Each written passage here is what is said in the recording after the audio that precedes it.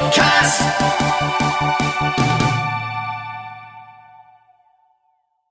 Today's guest has helped more than 500 stuck and not so stuck souls who died suddenly and traumatically adjust to the afterlife. Not only is he a devout Catholic pastor, but he's also an author, having written multiple books, and also a seasoned podcaster. Please give a massive Koit welcome to Father Nathan Castle. Hi Nathan, welcome to KoitCast. It's great to be here. Thanks for having me. Well, thank you. It's lush to have you here, so thank you for coming. Let's start with a little bit of background about yourself. So who are you, where you're from? Well, today I live in Tucson, Arizona, southwestern part of the U.S. It's great here. It's my favorite place in the world, and it's finally cooling down. We've had a really hot summer in the desert, and so this is the time of year that I really relish. I grew up in Southeast Texas, east of Houston on the Gulf Coast. I'm 68 years old. I've been a Catholic priest for almost 40 years, and I'm a member of the Dominican Order.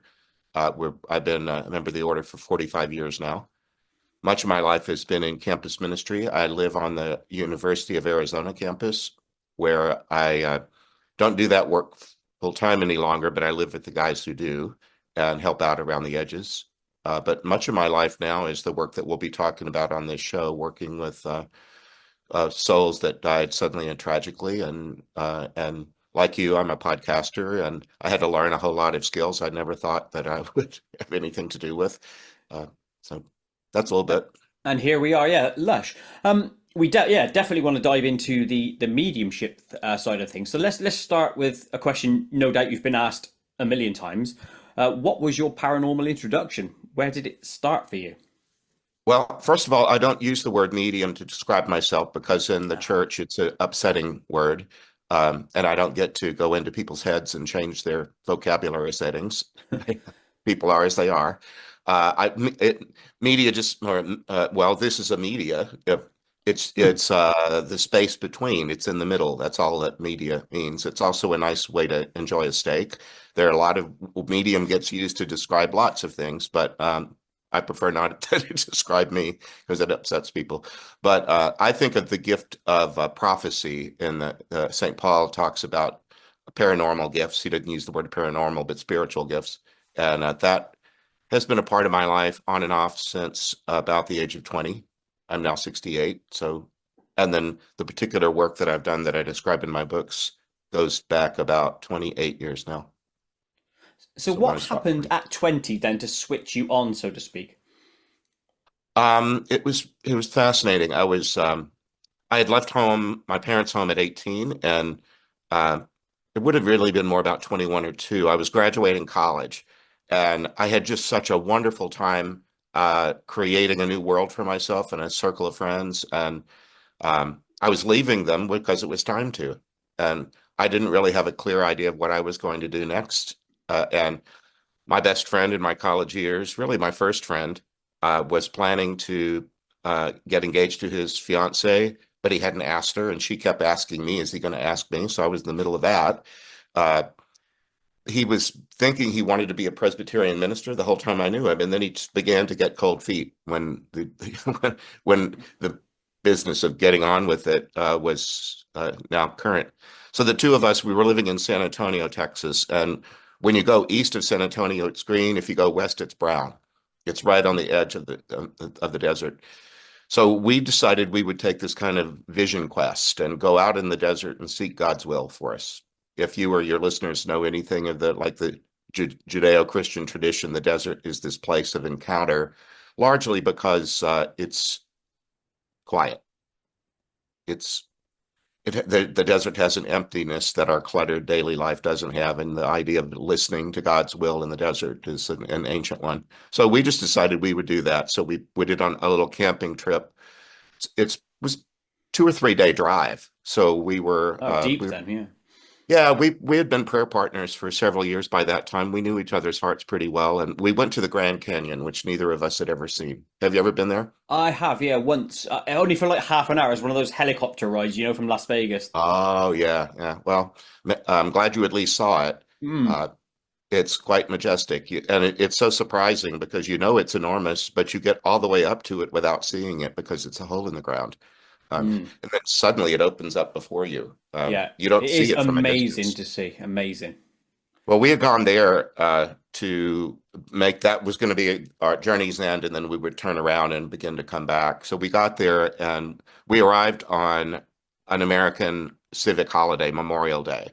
And that's when parks like that are full of people because they have the day off. And we just had made no plans at all to just have a place to stay. We just drove in like two little idiots, and uh, we there are signs all over the place saying no sleeping in your car, and that's exactly what we intended to do.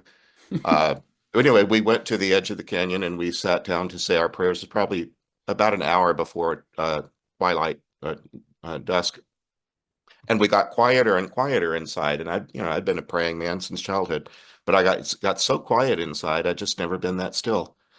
And then a voice inside me that came up from the ground, energy from the ground that urged me to allow speech to my friend.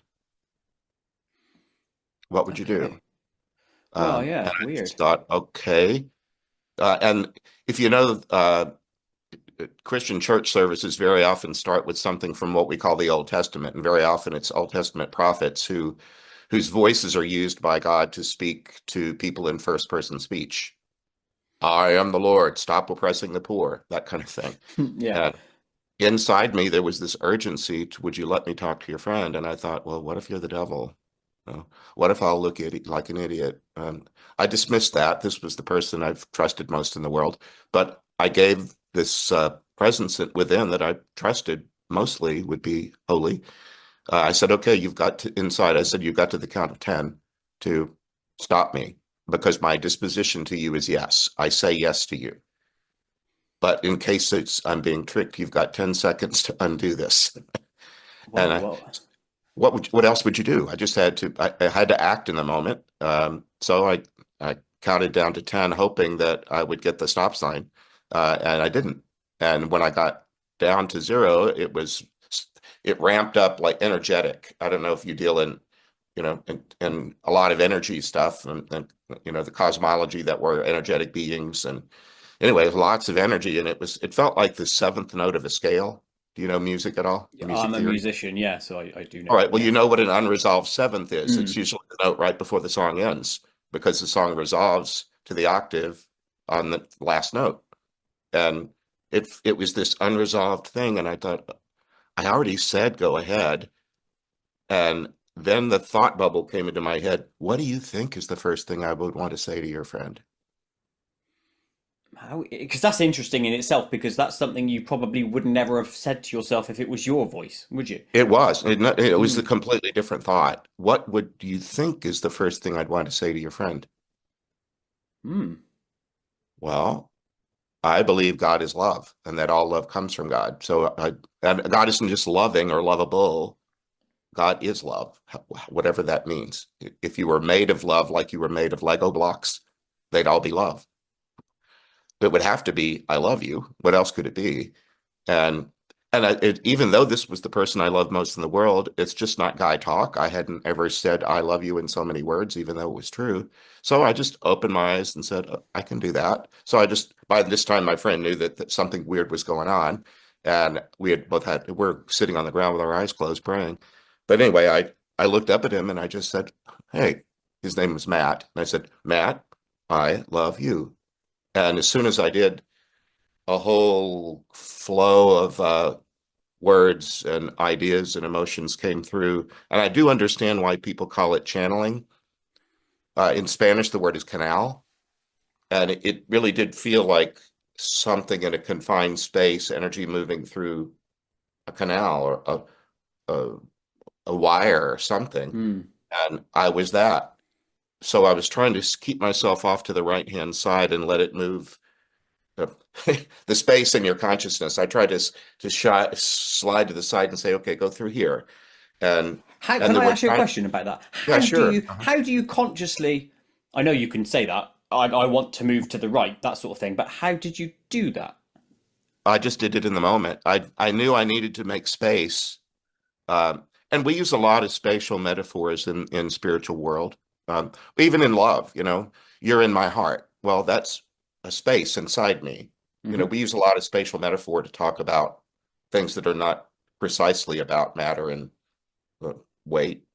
Anyway, I just felt like I needed to slide to the side a bit and let this move through.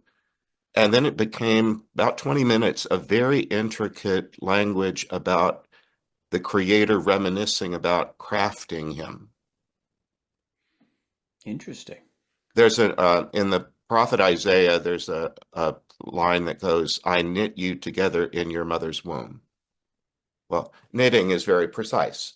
Mm. You know? One stitch It's at a time, yeah.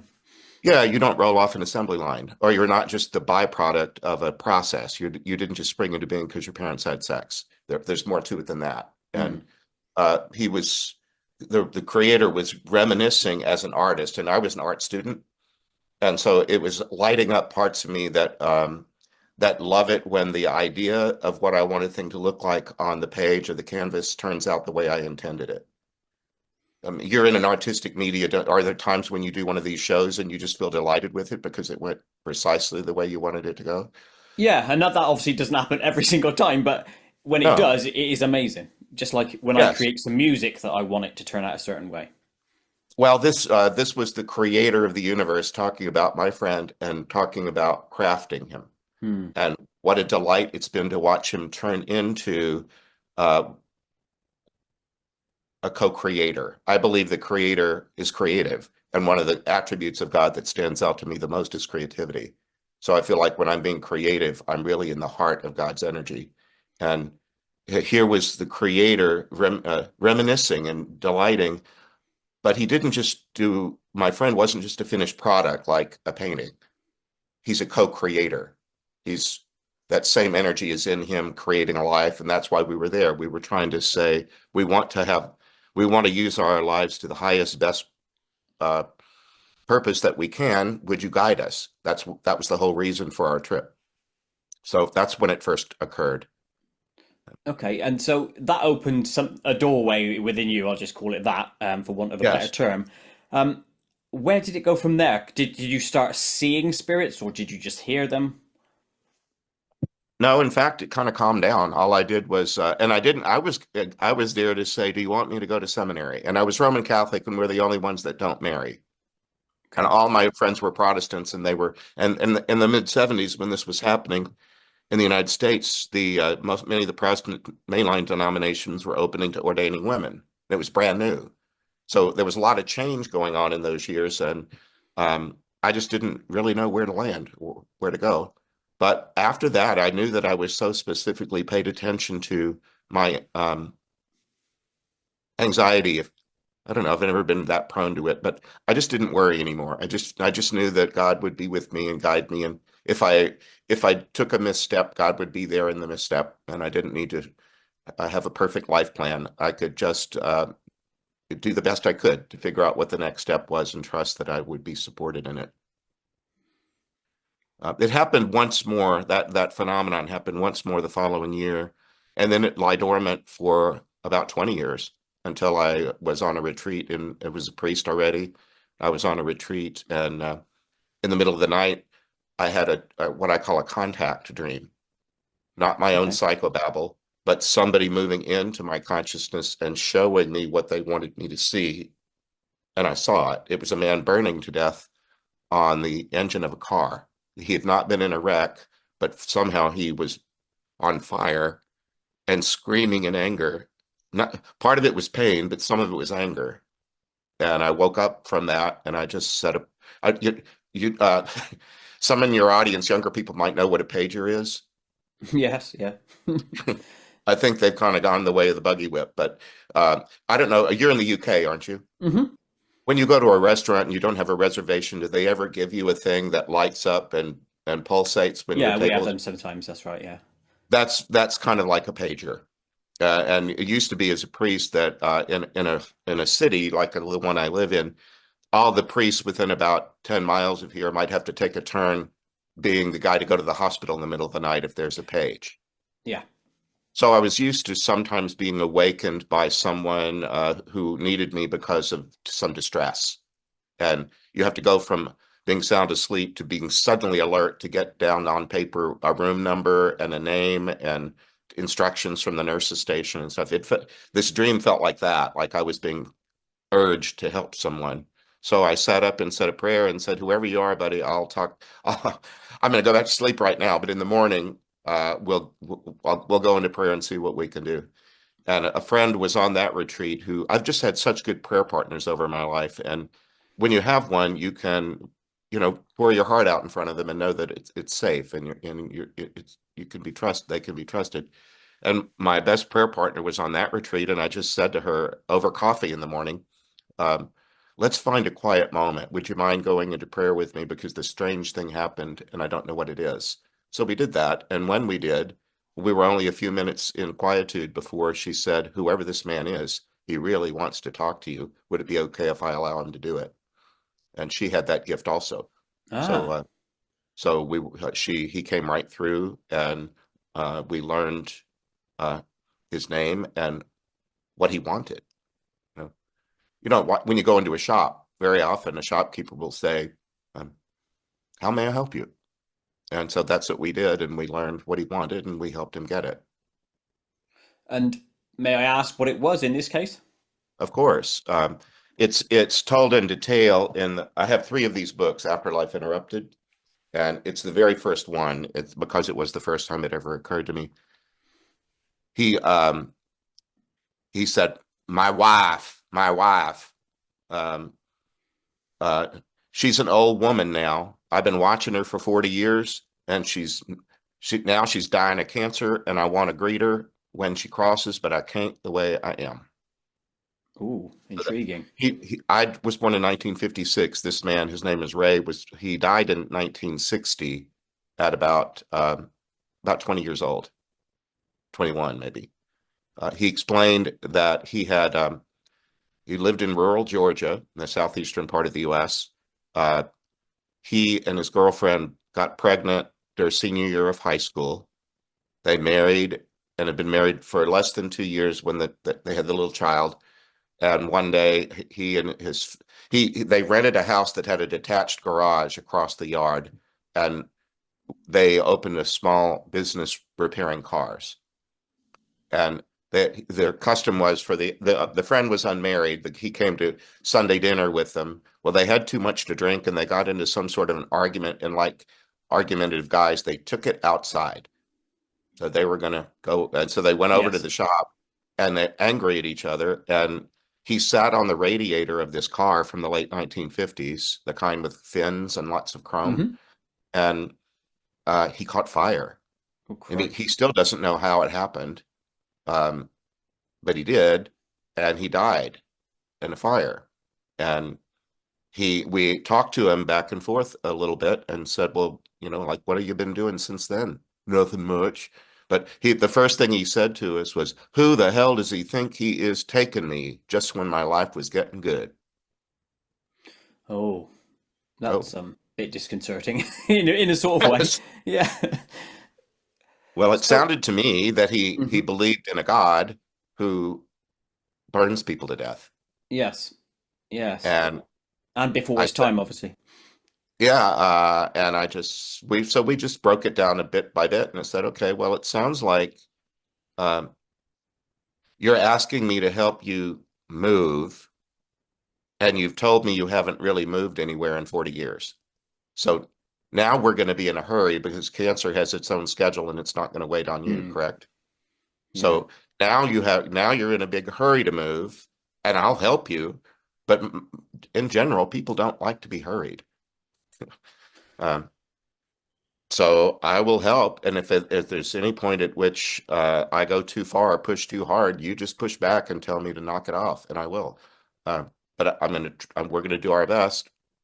So we worked with him. He's the only one out of more than 600, maybe going on 700 now, who took more than one session because we were just finding our way. But Oh, yes, that makes sense. Yeah. uh, we needed to help him figure out how to do that. And so over several sessions, we helped him do what he wanted to do, and it worked.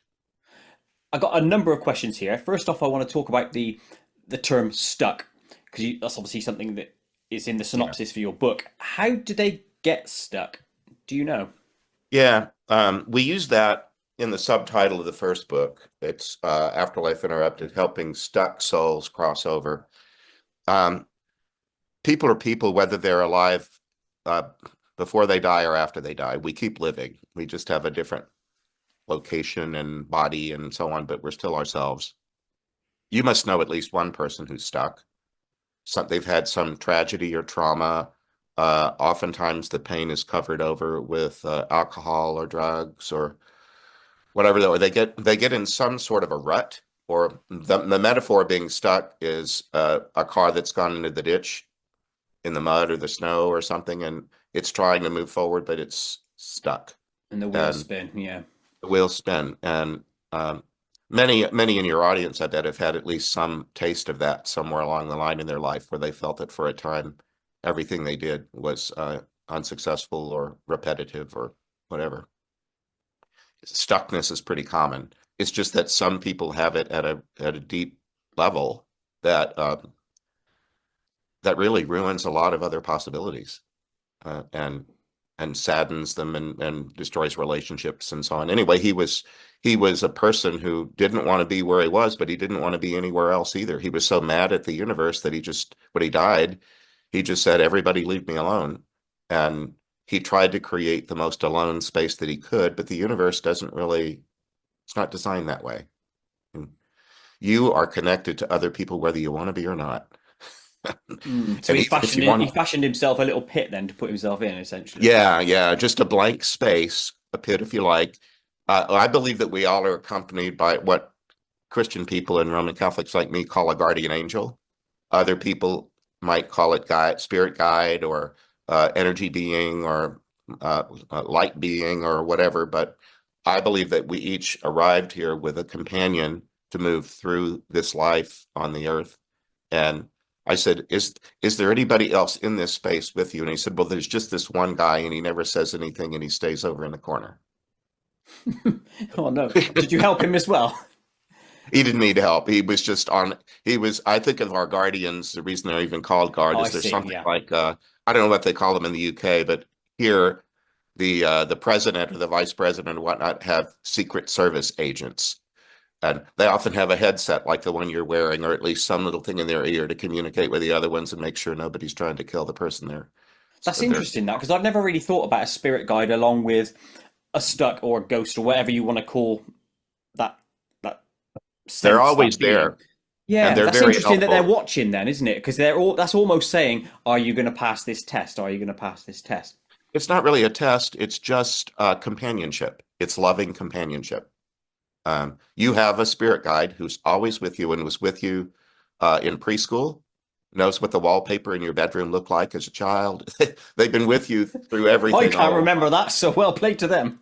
Well, that's one thing they can do for you is that sometimes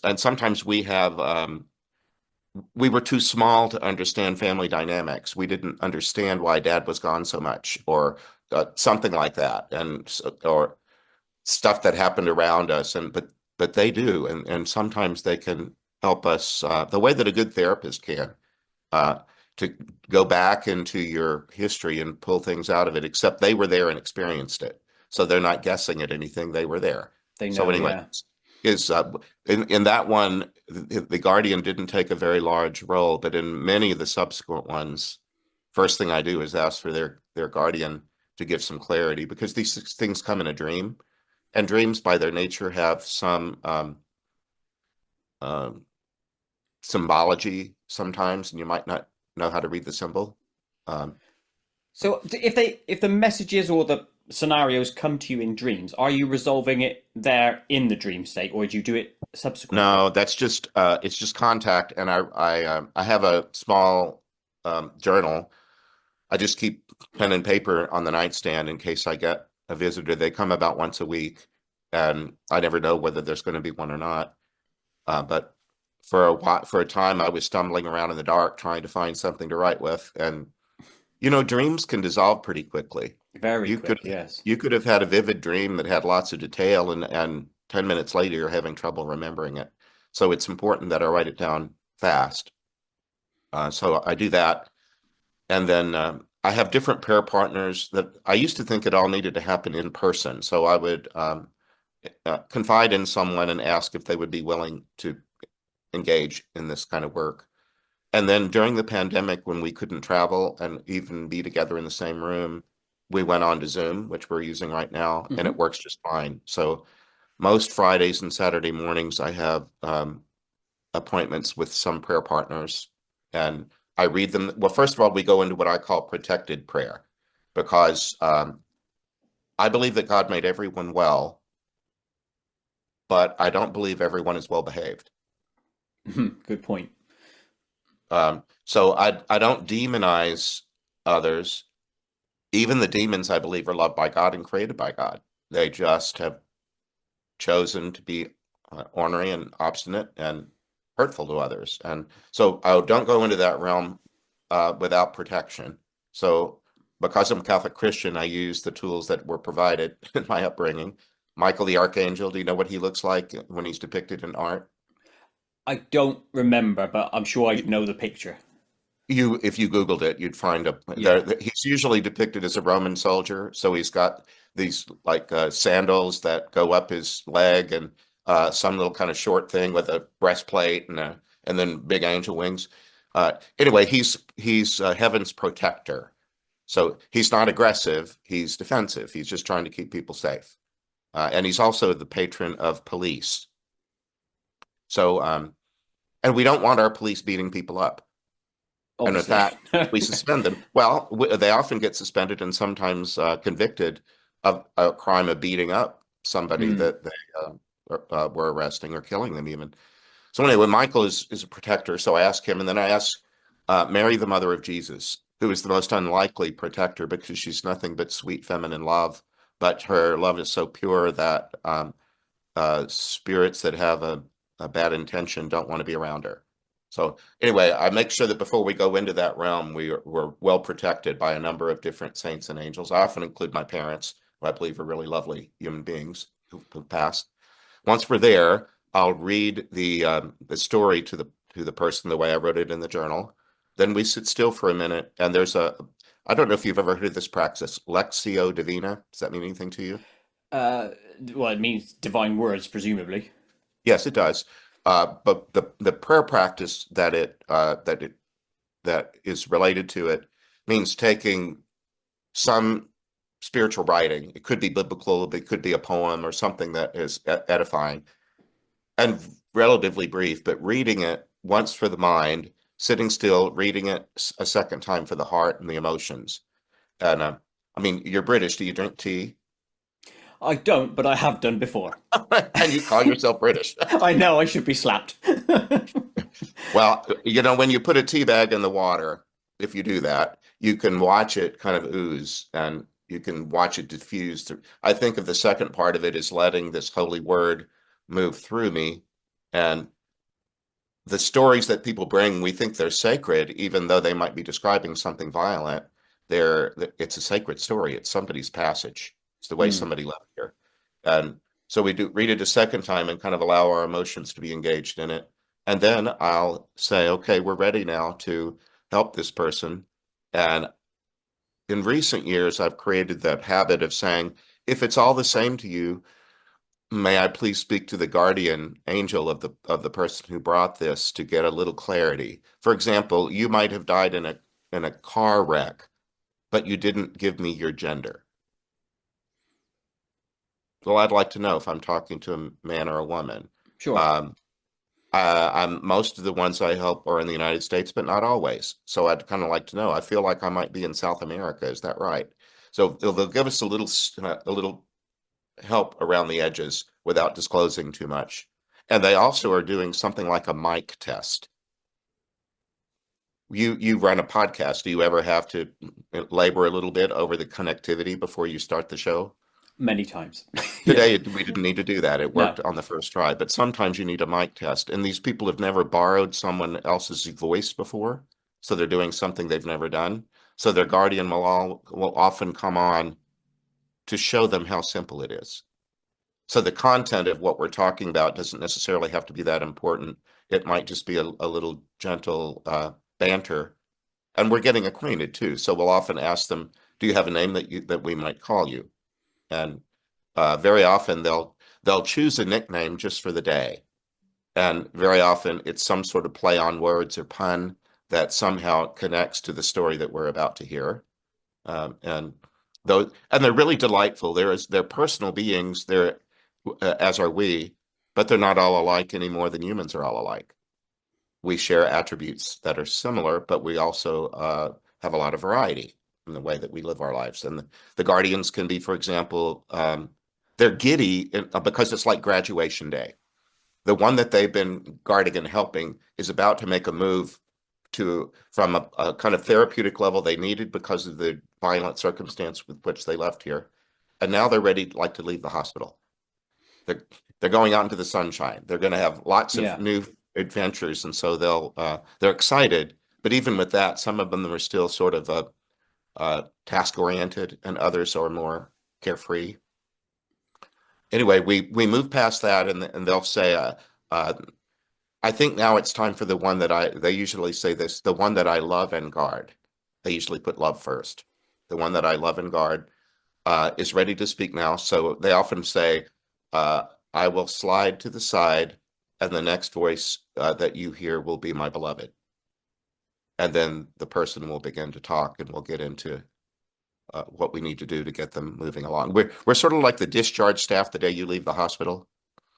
Yeah. Have you ever had Doing to be your, yeah. hospitalized overnight? I There's have, there's yeah. somebody there on the day that you leave that really is not going to check your blood pressure one more time. They're just going to ask pertinent questions. Who's coming for you? Will you be well fed, well cared for? Do you understand your drugs? Do you understand when your next physical therapy appointment is? Somebody that just bundles and pays attention to the whole of you as you leave. Where that's kind of our job. See, now, before we spoke then and you mentioned that bit, I was thinking that you were going to say it was more like a therapist, so you're helping them overcome trauma and then do that sort of stuff. So that's Yeah, yeah. interesting. Well, I might have misled you because that really was the role in that first story of the man named Ray who died burning. We were that, but the, very early on, 27 years ago, that stopped being the pattern, and we learned that work has been done by others, and it's succeeded to the point where this person is sufficiently whole that they can leave this kind of therapeutic level and move on to greater freedom.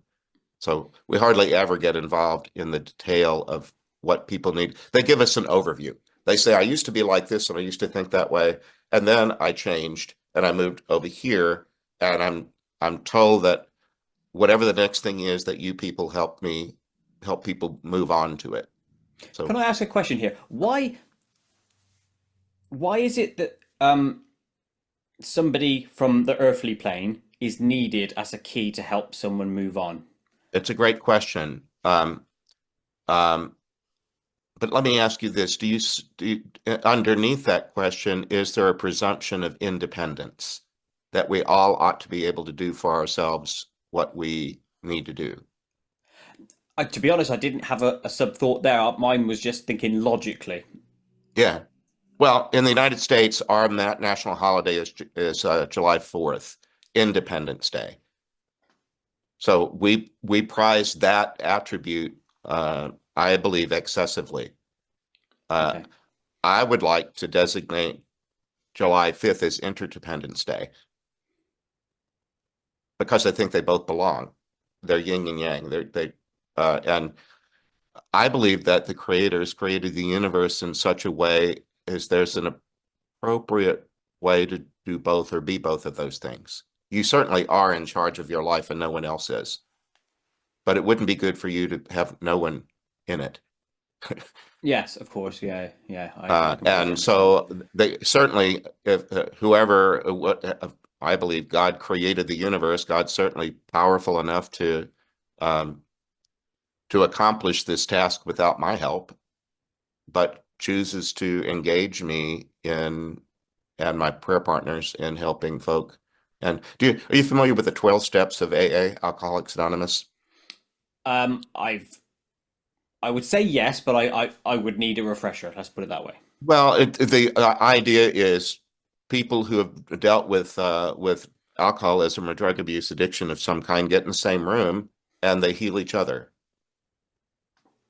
And they don't necessarily have to be well educated. They don't have to have degrees in counseling in order to have a part to play. And healing can move through a process like that where everybody has a small part. And I believe that's what we're asked to do. We just have a small part. And we're not the only ones doing this. And I encounter, because I'm on shows like yours, I'm not talking to exclusively Roman Catholic or Christian audience. I'm talking to anybody that listens. And and there are lots of people that do something similar and they use different language to talk about it. But I've met lots of people that do some sort of crossing work, or sometimes they call it rescue work, which I think doesn't reply to me that way. I think that's a little bit too much like a superhero. I don't, Yeah. I'm not a Superman. I'm not rescuing somebody. I'm just helping somebody make a gentle movement. Are you a cog in a machine, do you think? Or is it more than that? Um, if you understood the machine to be alive and uh, animated and souled, loving, it's a continuum of love, more like, rather than a machine, more like a healthcare team. I like it. I Yeah. like And it. in healthcare, a lot of people, you could go into healthcare just because you're so fascinated by science and you want to explore research and so on. You know, doctors in training have to be taught some sort of bedside manner, or they do behave like machines. And and if you go into a medical setting and somebody treats you like you're just a, a machine lying in a bed, they might be good at part of what they do, but you hope the next person that comes in smiles at you. And Yeah, yeah, yeah. That's so I something don't think of I've been myself as, guilty of. well, I don't think of myself as part of a machine as much as I do a team of helpers. I like it. The process of crossing over, obviously you mentioned what you do. From a how it works, do you have an understanding of how it actually works so that spirit moves from A to B? Do you know what that is? I try not to generalize that because of these experiences, I've been given a guided tour of the afterlife. I believe I have a little station, a little spot.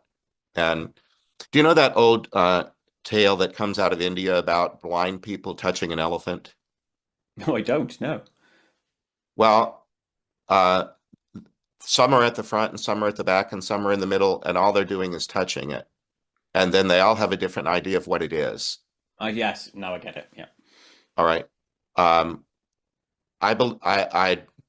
my training is in sociology, and in the social sciences, you're supposed to observe um, human behavior in groups in a concentrated way and then describe what you observed. And then if you want to have an opinion about that data, you're supposed to label it. It's a separate function. And I just try to, like when we're in a session, what we call a crossing session, I record it on my phone as an audio file. As soon as we're done, I push a button and it transcribes. And in the app that I use recently transferred over to AI.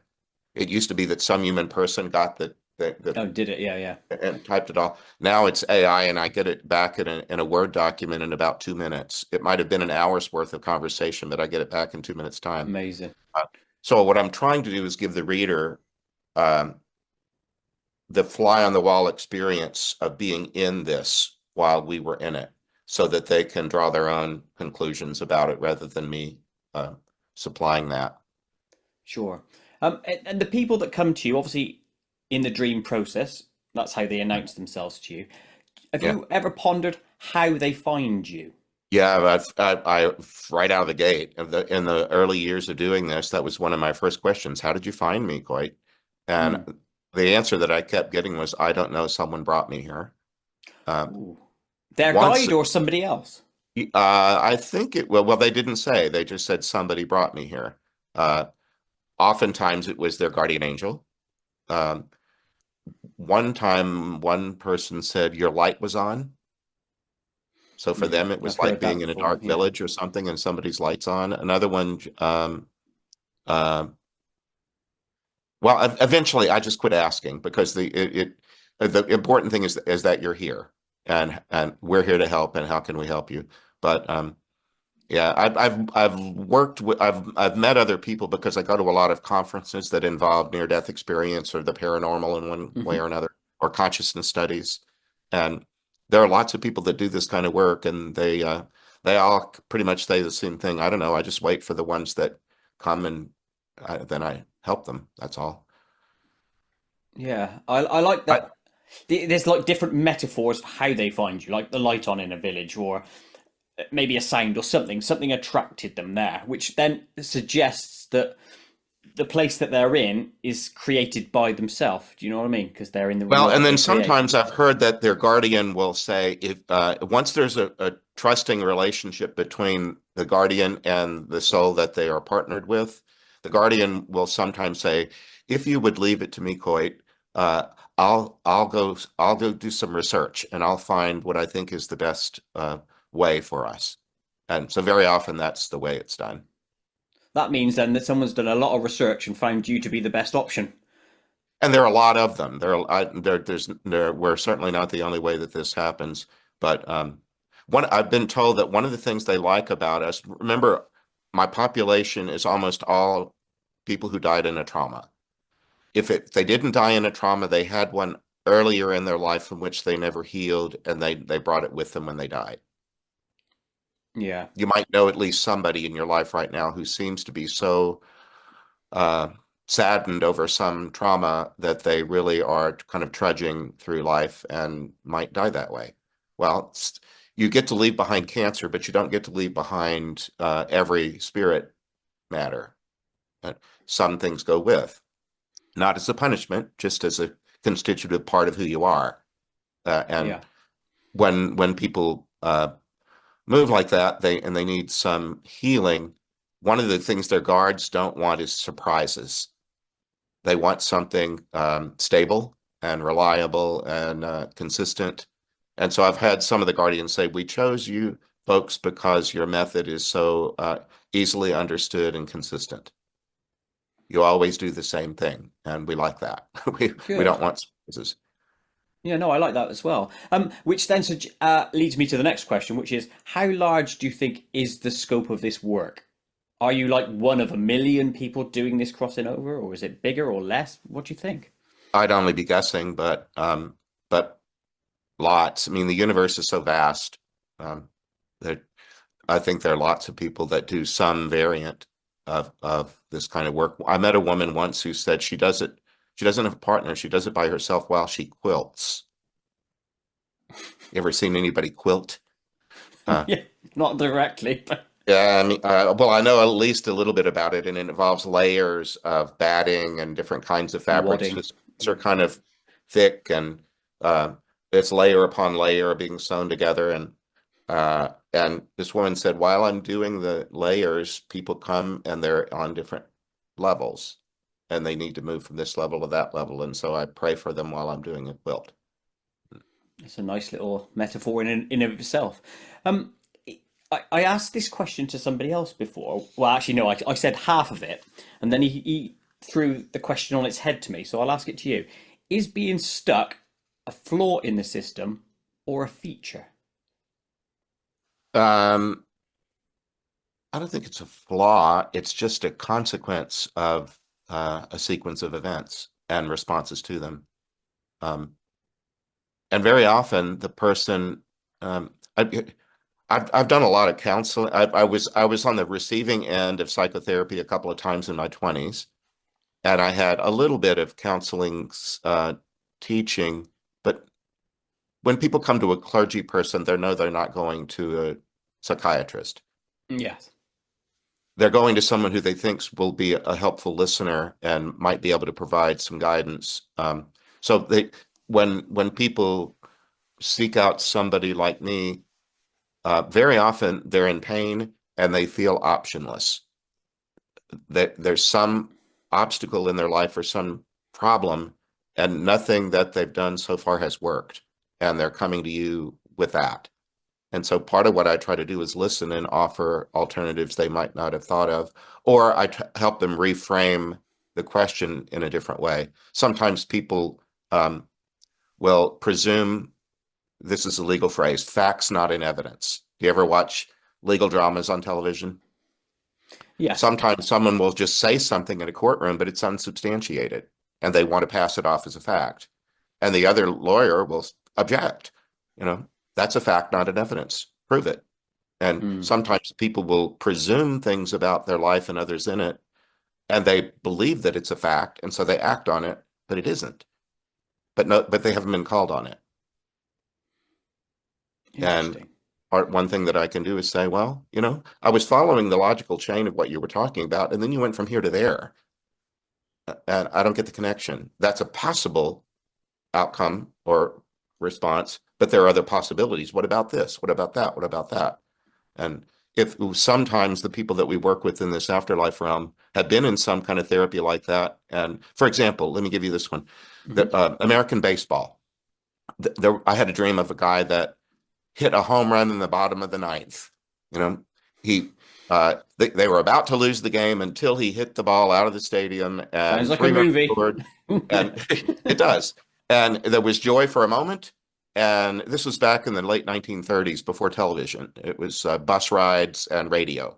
Hmm. And uh, he showed me in the scene, and I'm a baseball lover, that there was joy for a moment, and then just as he was rounding third and about to cross home plate, there was some disturbance in the stands where the ball had gone, and a pall over the place.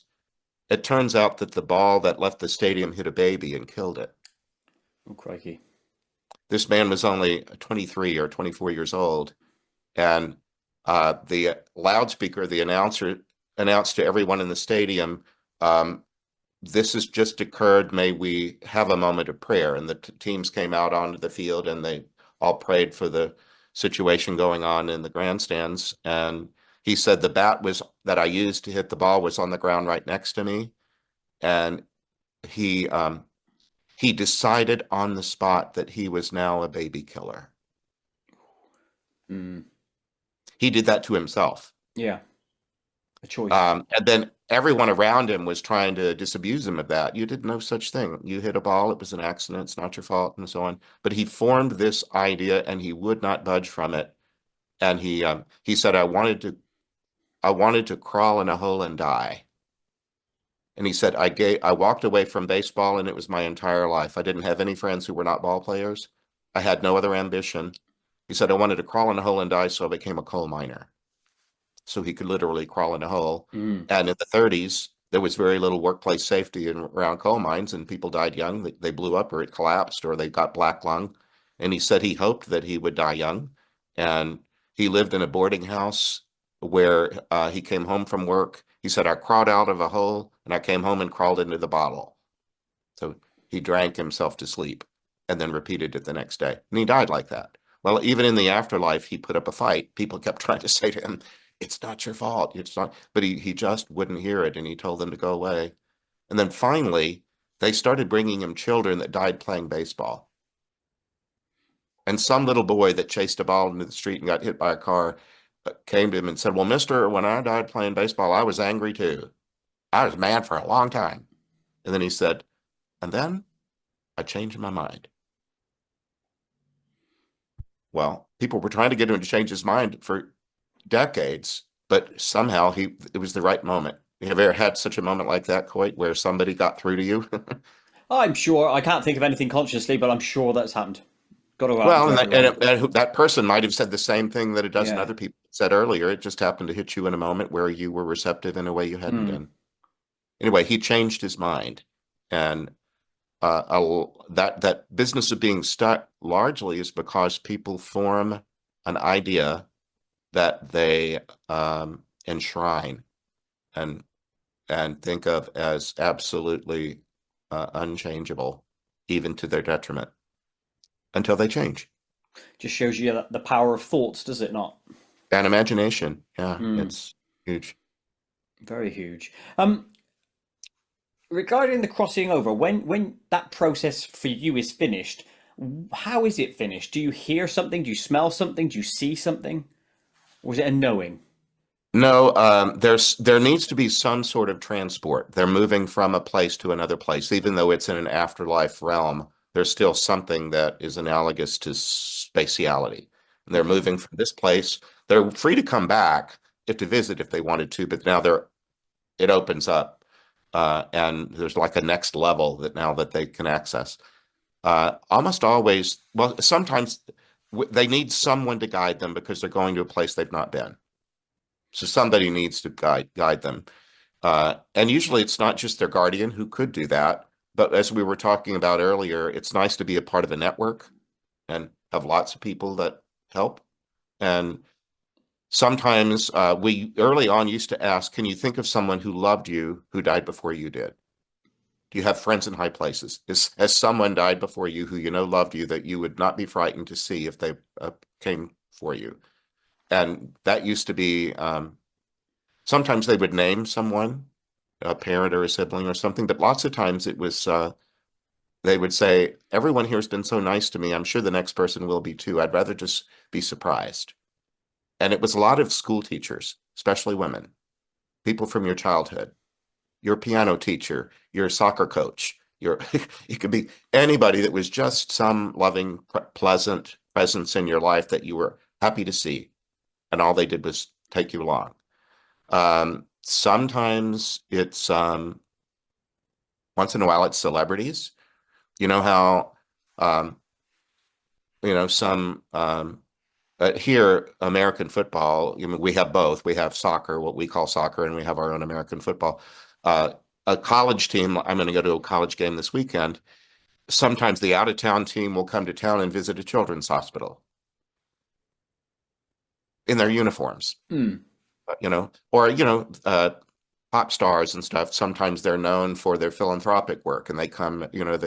They help. So sometimes that same idea moves, and someone who's been out of circulation and sad for a time, someone shows up, and they go, "Oh my God, I must be important because this important person came for me." That happens sometimes. There's big variety in the. Sometimes it's transport, floats in a parade, hot air balloons. Um, uh, Boats, trains, planes, automobiles. So just all kind of transport things that the circus comes to town and you get in line and you go off with the circus. There's such a variety of the ways that people move along. Sometimes they just go for a walk and that's that. So how does it signify it ends for you then? Because obviously the transport motif has been introduced. Presumably that spirit climbs aboard. Then what? How does it close for you? They usually thank us, um, and say, they'll say it's time for me to go now. You've helped us do what we need to do, and then we'll sit still. And I've trained, I'm bringing their voices through, and I'm co-conscious with them. But I've trained my prayer partners to listen for that moment when it sounds like it's time to ask the question, "Are you ready to go now?" Um, and do you know who you'd like to have come for you? And then we'll sit still in prayer for 30 seconds, maybe even less than that, and they'll say, "Oh my God." One lady said she was an elderly lady when she died, and she says, "I know absolutely who I want to come. It's my sister. She died a young woman. I've been talking to her photograph for 40 years. I sure hope it will be her." And so in that one, her sister, it turned out this woman had been murdered in her home. Oh no. Well, it was a tidy little murder. If there can be such a thing, yeah. she was sickly, and she had fallen, and uh, uh, she was on her couch, and neighbors were bringing her food. She lived in a forest, and Right. neighbors were bringing. She was dozing late in the day, and she heard a rattle at the door and thought, "I didn't know anyone was coming." And when she turned to see, it was a man and a woman who appeared to be on drugs, and uh, she said, "I tried to rouse myself and defend my home. Maybe that wasn't my best plan." Because she said, Mm. the man shoved me once, I fell over the coffee table, and that was the end of me. Sad way to And then go. Yeah. She said her guardian, she said, she said, I was a Christian woman. I quit going to church because it was just so difficult for me to move about. But she said, my guardian swooped me up and he brought me above the roof of my house and below the canopy of trees above it and said, do you understand it? I've got you, that you're here and you're safe. She said, yes, I understand. And he said, it's unpleasant here. Let's leave. The scene of Yeah. your murder. Yeah, I see what you mean. Yeah, not It's necessarily saying the earth, but the scene of the murder. the Yeah. scene of your murder. It's unpleasant here. Let's leave. And then she said he suggested to me that I get on his back and we would fly away. And it made her think of something she'd seen on television about tandem skydiving. Yeah, but in reverse, presumably. Yeah. And she said I would never have strapped myself to someone else and leapt out of a plane. But she said in the moment I didn't have a better offer. So she said, okay. Yeah. Okay, we'll do that. And then she said when they got where they were going, what they landed in a place, and uh, she said she wanted her. Well, no, in the part that we were actively involved in, she went through some sort of afterlife care until she came to us, and then it's time for another move. And she said she wanted her sister, so we said, okay, but let's be still. And she said, oh my heavens, look at her. She looks like a little tart. Brilliant. I'd never used that word. A No, well, little. naturally. Um, she said she always wanted to be a stewardess in those days, back in the early days of aviation, when they made them all be skinny and sexy, and they dressed them in these little outfits. She said she always wanted to be one of those and never got to do it. And so now she's playing. It's just girls having a bit of fun. But she's on those old planes from the early 50s where you have to walk up a set of stairs to get into the plane. Hmm. She's standing at the top with a tray and an umbrella drink. She wants me to know that I'm going to be in first class and she's going to give me an umbrella drink. Amazing. I like this. So that's the kind of creativity that is just so fun. She just said it's just girls having a bit of fun. Quality. Nathan, I'm conscious of the fact we've got 1 minute left of our time together. I've Yeah, got sure. a shed load more questions. So at some stage, we'll talk about this off air, but I would like to speak to you again at some stage if that's I'd possible. love that. Thank you I'm ever so always much. happy when I get to be a return guest because there is a lot to convey in 1 hour's time. Oh, yes, I've got incredible amounts of thoughts and stuff written down, but I want to ask one final question before we leave off, which is, do spirits have bodies in this other realm, or is it just consciousness floating? They experience, the ones that I've been with experience themselves as having bodies that they then need to learn how to inhabit. The way that you and I arrived here in a body and didn't know what to do with it. We put our foot in our mouth. We didn't know how to move about. We had to learn to crawl and then walk, or how to gain speech. They have a new way of being, and there's parts of it that they understand and are comfortable with. But they also have other capacities they can grow into that they haven't yet, and then they can move in different directions about how they do that. But they're recognizable to one another, uh, and and then they don't have to choose an age. For example, a person who dies young doesn't have to stay young, or a person who dies old can live in a form from earlier in their life, and they can go back and forth. They don't have to pick only one. Yeah, which just tells you that in a way that's almost like a mask, because how would I recognize someone I've not met who was really young if I only met them when they were like 80? Do you know what I mean? You wouldn't know, would Well, you? that's why they often, Yeah. in your home, are there any photographs of loved ones on the wall or on the mantle? Not in my house. We're very sparse with everything, but there's a couple on the mantle, I suppose. All right. Well, whatever is an image of someone you love, for example, in their military uniform or their wedding picture or something like that, very often they'll show that first because it's most familiar. And once they've established that you understand that it's me, then they morph into another version of themselves. The one that they choose to live in. Yes. Yeah, quality. Nathan, thank you ever so much for your time. It's much appreciated. If you can stay on Sure. the line with me, I have one final question which we'll ask offline. But other than that, thank you ever so much for appearing. It's much appreciated. Okay. God bless you. Thank you.